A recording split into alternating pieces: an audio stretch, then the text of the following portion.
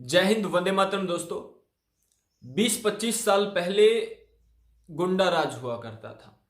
Social media तो था ही नहीं। इलेक्ट्रॉनिक्स मीडिया की पहुंच भी थोड़े से घरों तक ही होती थी।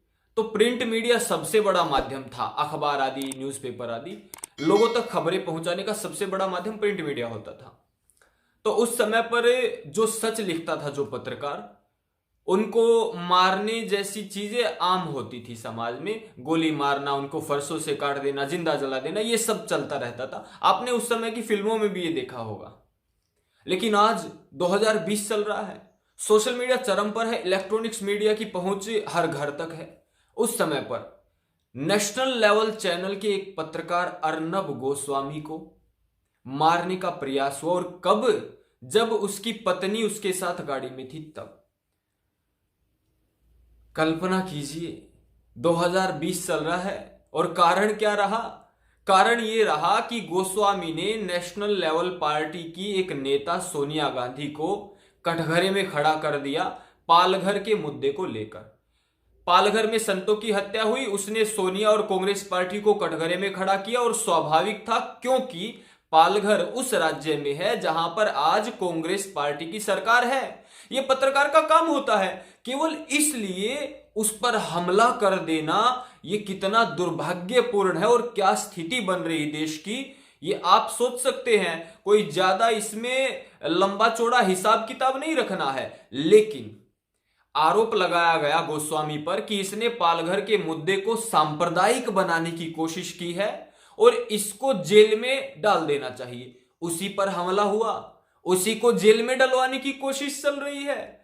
अब ये और नया खेल रचा जा रहा है यहां पर कि पत्नी के साथ हमला हुआ, जेल में भी उसी को डालो, क्योंकि वो सांप्रदायिक बना रहा है उस घटना को। और मैं बताता हूं सांप्रदायिक उस घटना को किसने बनाया है। जो कह रहे हैं गोस्वामी ने सांप्रदायिक बनाया, उसने नहीं बनाया। आप किसी भी कांग्रेस के नेता की ट्वीट पढ़िए, सब कह रहे हैं ये कच्छाधारी हैं, ये संघी हैं, ये हिंदुत्ववादी हैं, ये इस्लामोफोबिया वाले लोग हैं। ये इस घटना का जो सांप्रदायिक रंग है वो कांग्रेस और तथाकथित जमाती लोग हैं, जो पोप पादरी आदि लोग हैं, ईसाइयत में जो लोग हैं, उन सब ने इसको सांप्रदायिक बनाया। टिकटॉक आदि पर वीडियो डाली गई। दोस्तों, आज भी ये सूचना चल रही है कि 101 लोगों की गिरफ्तारी हुई है, वो सबके सब हिंदू हैं। हिंदुओं ने हिंदू संतों को मारा है। ये सारे के सारे नेता इस बात को कह रहे। कौन सांप्रदायिक बना रहा? अर्नब गोस्वामी बना रहा या ये लोग बना रहे? कह रहे हैं उसी धर्म के लोगों ने उसी धर्म के लोगों को मारा है, इसमें किसी दूसरे धर्म का कोई हाथ नहीं है। ये बहुत बड़ा षड्यंत्र है और हर घर तक ये चीज, गलत खबर पहुंचाई जा रही है। इसका निराकरण जरूरी था, इसलिए मैं आ गया। मैं इस मुद्दे की गहराई तक जाता हूं। आप में से कुछ लोगों को पता होगा, दिसंबर 2019 में मैं गुजरात गया था, आदिवासी इलाके में। 300 से अधिक लोगों ने मेरे कार्यक्रम के बाद ईसाइयत को लात मार दी थी और वो पुनः वहीं पर आ गए थे जहां पर वो पहले थे। कन्वर्जन बहुत बड़ा खेल है दोस्तों देश में, कन्वर्जन का। और वहीं पर वीडियो आप देख रहे होंगे, एक व्यक्ति आता है, राहुल भाई आप बताइए करें क्या। उनका फायदा उठाया जाता है, गरीबी का फायदा उठाया जाता है, उनके ढोंग अंधविश्वास में उनको डाल करके ईसाइयत की ओर लाया जाता है उनको, कि बीमारी ऐसे ठीक होगी, ईसा मसीह ठीक करेंगे, कोरोना जिनसे ठीक नहीं होता वो लोग। तो वो कह रहे थे राहुल भाई करें क्या। अब मैंने देखा वो जितने लोग थे, और जहां जहां ये होते हैं कन्वर्जन वाले, इनके नाम वही होते हैं, राम, श्याम, पप्पू, रिंकू, ये सबके सब जो हिंदुओं के नाम होते हैं, अर्जुन, कृष्ण, वही नाम इन लोगों के होते हैं। दोस्तों, कन्वर्जन हो गया, धर्म बदल लिया उन लोगों ने। अब वो हिंदू नहीं है, अब वो ईसाई हो गए, अब वो कहीं मुस्लिम हो गए, अब वो कम्युनिस्ट बन गए, नास्तिक हो गए हैं, धर्म छोड़ दिया है। तो भी उनके नाम को देखकर कहा जाता है ये हिंदू है। पालघर की घटना में यही हुआ है। जो कांग्रेसी बना रहे हैं, परसेप्शन क्रिएट कर रहे हैं कि हिंदुओं ने ही हिंदू संतों को मारा, वो सरासर झूठ है, सरासर झूठ है वो। तो दोस्तों, इसमें एक राम ने ही राम को मारा, ऐसी खबरें आएंगी आगे आगे। कृष्ण नाम के युवक ने कृष्ण को मार दिया, ऐसी खबरें आएंगी। फिर कहेंगे हिंदू ने हिंदू को मारा। ये चल रहा है वर्तमान में और आगे और बढ़ेगा। कन्हैया कुमार इसका उदाहरण है। कन्हैया कुमार का नाम देखिए, उससे पता लगता है हिंदू है, लेकिन वीडियो में बोल रहा है, इमाम इधर और उधर बैठे हुए मुसलमानों के साथ बैठा और कह रहा अल्लाह ही भगवान है। मुसलमान ही असली धर्म है। अब बताइए वो हिंदू हुआ या मुस्लिम हुआ, नाम से हिंदू लेकिन है मुस्लिम, बन गया मुस्लिम और साथ में कम्युनिस्ट विचारधारा और जुड़ गई उसके साथ। तो ये बहुत बड़ा षड्यंत्र है। अब प्रचार प्रसार किया जाता है कि कन्हैया कुमार तो स्वयं हिंदू है, वो हिंदुओं को गाली दे रहा है, इसका मतलब हिंदू ही हिंदू को गाली दे रहा है, लेकिन ये सच नहीं है। आप जो देख रहे हैं वो सच नहीं है, पर्दे के पीछे कुछ और खिचड़ी पकड़ी इस देश में। इसीलिए कन्वर्जन पर बहुत बड़ा कानून आने की डिमांड बहुत पहले से चल रही है, अच्छे से कहीं लागू नहीं हो पा रहा है और इसी कारण दंगे देश में पहले ही भड़के और आगे और ज्यादा भड़कने वाले हैं। इस चीज को समझना होगा हम सबको। और क्योंकि मैं जाता हूं जो कन्वर्जन हो गया है, जिन लोगों का जो कन्वर्टेड हो गए उनमें, और जाकर देखता हूं वही नाम है उनके, तो उन लोगों का फायदा उठाकर हिंदुओं पर हमला करवा देना, हिंदू संतों पर हमला करवा देना, फिर खबरें छपवाना हिंदुओं को मारा हिंदुओं ने ही। तो ये एक बहुत बड़ा षड्यंत्र है। अर्नब गोस्वामी का इसमें कोई हाथ नहीं है, ना उसने इस मुद्दे को सांप्रदायिक रंग दिया है। ऑलरेडी इस मुद्दे को सांप्रदायिक रंग ट्विटर पर, यूट्यूब पर, फेसबुक पर और टिकटॉक जैसी जो सोशल मीडिया की साइट है वहां पर दिया जा चुका था।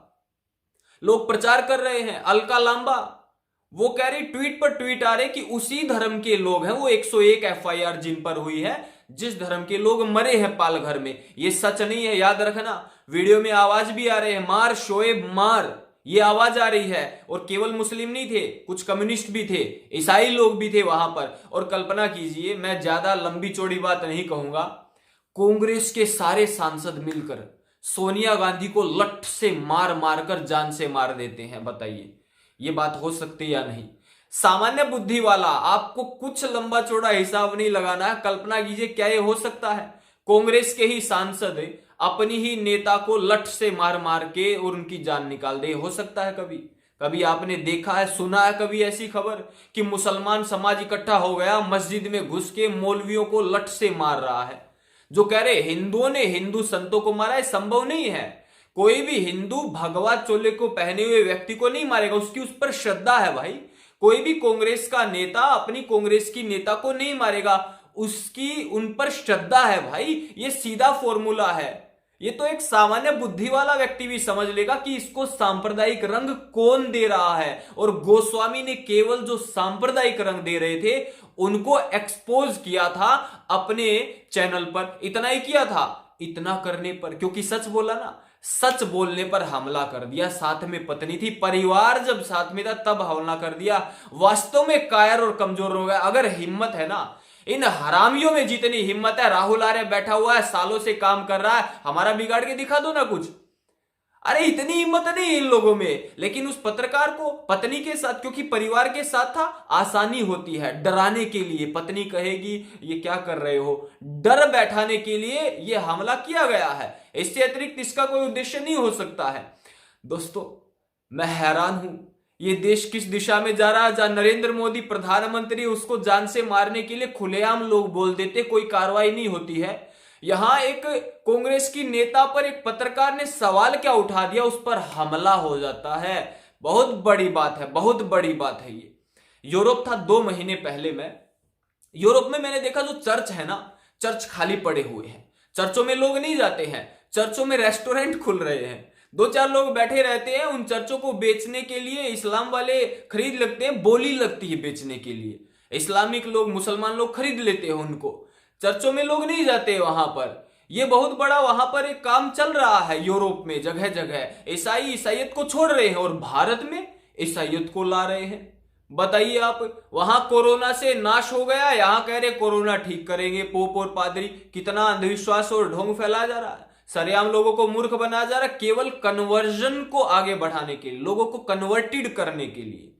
तो दोस्तों मैं सोच रहा था, ये इतनी बड़ी बड़ी बीमारियां ठीक कर देते हैं, ये सब कुछ कर देते हैं, तो इस सारे समाज की, संसार की समस्याओं को ये हल क्यों नहीं कर देते? ये जो सांप्रदायिकवाद फैलाया जा रहा है, संप्रदायों को लड़वाने के लिए, भिड़वाने के लिए, दंगे भड़कवाने के लिए, ये सारा षड्यंत्र जमाती लोगों का कम्युनिस्टों के साथ मिल करके आगे बढ़ रहा है, प्लानिंग हो रही है। साथ में ईसाई इसके साथ है। देश को तोड़ने वाली हर ताकत एकजुट है। किसके विरुद्ध बताने की आवश्यकता नहीं, जो इस देश में बहुसंख्यक है, हिंदू समाज है, उनके विरुद्ध हमको सावधान होना पड़ेगा, जागरूक होना पड़ेगा, कम्युनिस्ट पत्रकारों से बचना पड़ेगा, अर्नब गोस्वामी जैसे पत्रकारों का साथ देना होगा हर कीमत पर, उनके साथ खड़ा होना होगा, उनकी ताकत बनना होगा, नहीं तो कोई भी मार जाएगा, फिर कोई अर्नब गोस्वामी खड़ा नहीं होगा और ना हम जैसे लोग फिर खड़े होंगे। तो ये मैंने कुछ अपनी व्यक्तिगत बातों से ये अनुमान और आकलन आपके समक्ष दिखा दिया है और बता दिया है कि आज भारत में क्या हो रहा है और ये बढ़ने वाला है।